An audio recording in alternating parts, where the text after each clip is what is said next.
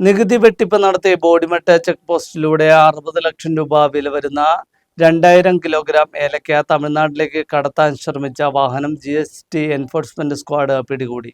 സംസ്ഥാന GST വകുപ്പ് enforcement and intelligence joint commissioner B. പ്രമോദിന് ലഭിച്ച രഹസ്യവിവരത്തിന്റെ അടിസ്ഥാനത്തിലാണ് നികുതി അടയ്ക്കാതെയും രേഖകളില്ലാതെയും തമിഴ്നാട്ടിലേക്ക് കടത്താൻ ശ്രമിച്ച ഏലക്കയും വാഹനവും എൻഫോഴ്സ്മെന്റ് സ്ക്വാഡ് പിടികൂടിയത്.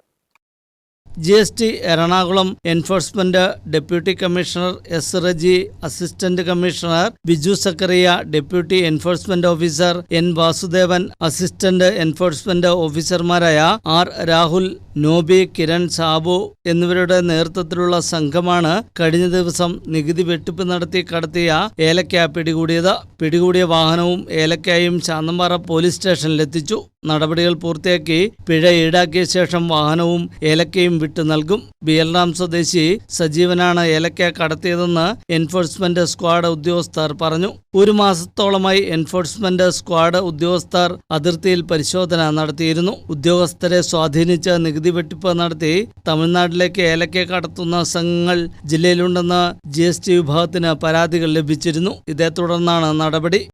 ന്യൂസ് ബ്യൂറോ, രാജകുമാരി.